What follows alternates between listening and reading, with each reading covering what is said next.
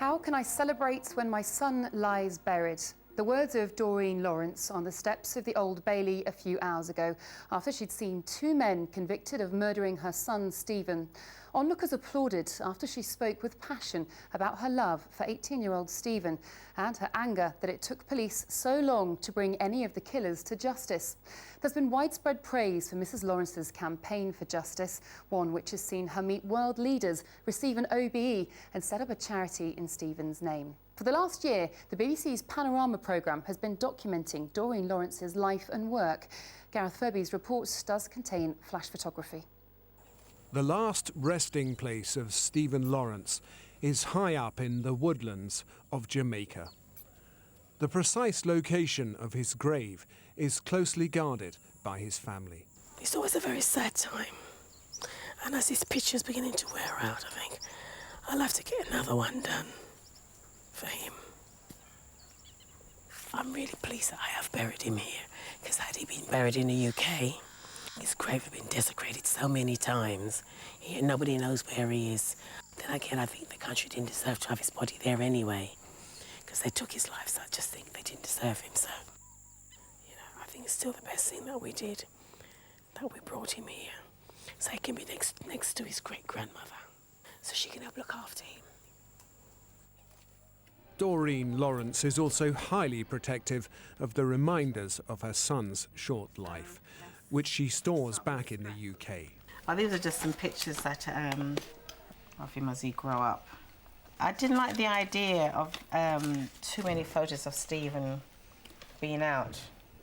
I just think that everybody just seems to want to have photos of him, and I just think no. This is when he was a cub and a scout. So we got his cap still. This is when he was a cub.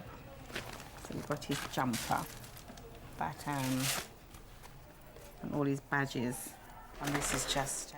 And this is one of the last things he wrote, but his mother can't bring herself to read it out. He did it on the 7th of April. So just like 15 days before he died, when he did that. No, I can't read it now. When I look at, you know, what he could achieve and see his work here, no, I'm not ready to read this yet. In the early days, there was days when I'd lock myself in my room, I didn't come out, and that was really a dark place. And even this afternoon, after the verdicts, there was still little relief. How can I celebrate when my son lies buried? When I cannot see him or speak to him, when will I see it? And I'll see him grow up and go to university or get married or have children. But the next time the family visits Stephen Lawrence's grave, it'll be with the knowledge that two men have at last been convicted of his murder. Gareth Furby, BBC London News. Well, you can hear more from Doreen Lawrence later this evening in a Panorama special here on BBC1 at 8 p.m. That's Stephen Lawrence, Time for Justice at 8 on BBC1. Well, today we had the verdict of a jury, but 13 years ago came the verdict of a different kind over the killing of Stephen Lawrence. That was when an inquiry chaired by Sir William Macpherson branded the Metropolitan Police as institutionally racist. It set out 70 recommendations to improve the accountability of the police and show a zero tolerance for racism. Our Home Affairs correspondent Guy Smith looks at how the Met Police has changed as a result. For many, it was a defining moment for policing and race relations in London. The Macpherson report accused the Met of incompetence, poor leadership and, more significantly, institutional racism. It shone a critical light on the investigation into the murder of black teenager Stephen Lawrence. 18 years on, and his parents, Doreen and Neville, have finally received some justice. These are the two men, Gary Dobson and David Norris, who today were convicted of killing their son. New forensic evidence of Stephen's blood, hair and fibres found on their clothing prove they were among the attackers, although not the ones who inflicted the fatal knife wounds. What the Macpherson inquiry found was indeed devastating for the Met. It revealed there'd been a collective failure to provide an appropriate and professional service, and that led to 70 recommendations. And this is the man who was in charge of making the changes. It dragged the whole of the UK policing to have a very strong look at itself, and it was the finding around institutional racism which pointed at failings within the organisation, unwitting, ignorant, thoughtless, stereotypical behaviour, insensitive ways of talking to people. If you want the best out of your community, you've got to learn to talk to them. We have got to get to know the victim as well as we possibly can. Ron Cuthbertson heads up training for family liaison officers in the Met, one of the key areas the report flagged up as a problem. When I saw the response of the authorities that came to my house on the very first day and treated us like criminals when we tried to find out exactly what happened to my child, I couldn't believe it. Stephen's parents were angered by how they were treated by police during the 1990s. These detectives today are learning how to deal with bereaved families, sensitively and with respect, guiding and supporting them through the complicated criminal justice system. It's now a dedicated role and at the heart of any murder investigation. What we used to do was give families selective information. And the reason we did that is we thought we were protecting families from the bad stuff. So we wouldn't tell them possibly all the truth around injuries, all the truth around the circumstances of what happened. Another legacy was to improve trust and confidence in the police. But stop and search was and still is a problem. If you're young, male and black here in London, you're 7 times more likely to experience this. Even if I was black and older, like say 30, dressed in a suit, I might trust them more. But now, no, I don't, because they wouldn't treat me with respect that I deserve to be treated with. If they do stop and search you, they don't care how they react towards you. They push you all over the place. They're not having it. I mean, there's no respect there. George Hargreaves is the former chairman of the Met's Consultative Committee on Stop and Search. He too is disappointed. I know too many families, including my own, who could give you horror story after horror story about stop and search. And it just leaves a bad taste, particularly in the black community. Superintendent Leroy Logan has been a police officer for 28 years. He was one of the founders of the Met's Black Police Association, which has tried to build bridges between communities and those in uniform. Is the Met still institutionally racist? I don't see any sign of them not being. We still see the internal culture of the organisation, even though recruitment has improved, retention, 10% of police officers are from black and minority ethnic backgrounds, so that's about 3,000 officers. But we're not seeing the progression. Yet others say London's police service has dramatically improved. They achieved a whole series of practical developments out of Mr and Mrs Lawrence. Independent advisors, family liaison officers, changed way of doing homicide investigations, changes in the law. I think what Mr and Mrs Lawrence achieved was enormous. And that achievement has had a huge impact on the Met. But many would ask whether it really needed the death of a young black man to force such change. Guy Smith, BBC London News.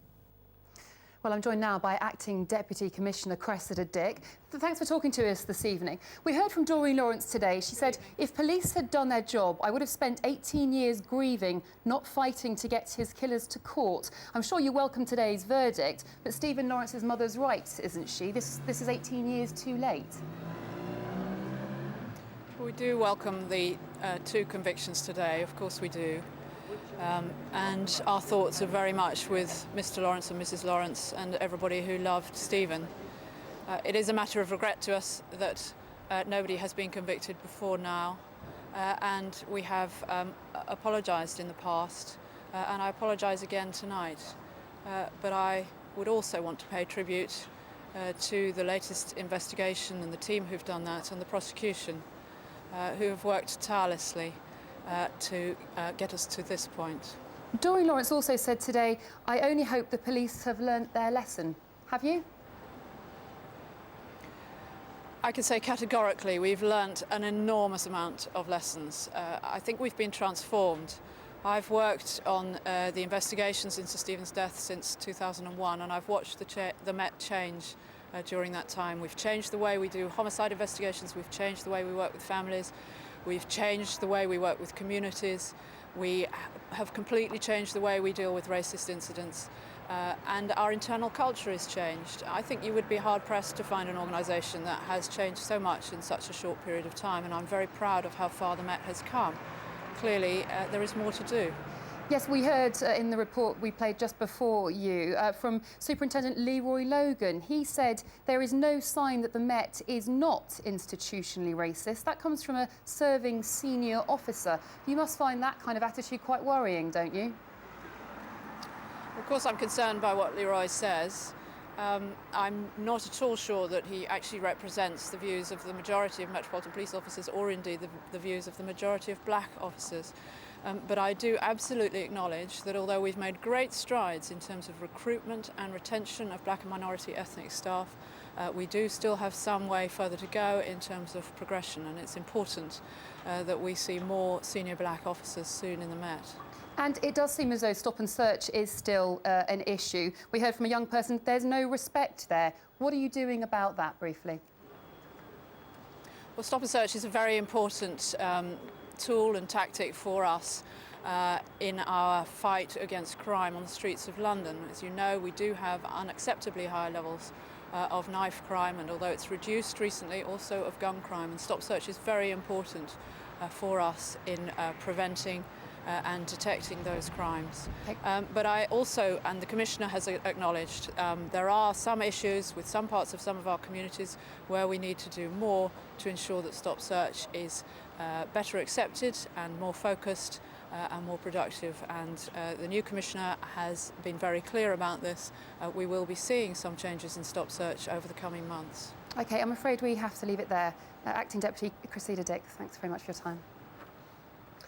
Well, the impact of Stephen Lawrence's murder was felt right across the capital, but perhaps most deeply in Eltham, in South East London, where he was killed. Our reporter Catherine Carpenter is there for us this evening. Catherine, what is the feeling there tonight? Well, Victoria, I think for the majority of people, the feeling tonight is one of huge relief. There is a great deal of sympathy for the Lawrence family here, but also a sense that at time, over the years, this area has been stigmatised, sometimes unfairly, as racist and violent. People I spoke to on the bustling High Street this evening told me that they were very glad indeed that justice had been served, but that they also hoped Eltham would now be able to move on. Hear my song for Stephen Lawrence, a fine young British boy. Brought up a few metres from where Stephen Lawrence died, folk musician Jim Radford sings his song for Stephen. He did no harm to anyone. He's one of many in Eltham who feel this is a place with an open wound. Justice for the Stephen Lawrence case would just help to, to put away the stereotypes of what Eltham is. It's a reminder to people that there is still racism around communities. But they murdered him in Eltham for the colour of his skin. It happened on my beat, very close to where I live and sing, and it angered and grieved me as much as it did millions of other people, I suppose. Few wouldn't have been appalled by the killer's thirst for racist violence, laid bare in this police surveillance footage filmed at Gary Dobson's flat after Stephen Lawrence was killed. I'm telling you, they'll take him skin the black alive, torture him, set him alive. So who were the men who felt such hatred? Gary Dobson was 17 years old when Stephen Lawrence died. He lived with his parents on Eltham's Brook estate. David Norris grew up nearby in an affluent part of Chislehurst. Both men had been accused of being involved in racist incidents before. In the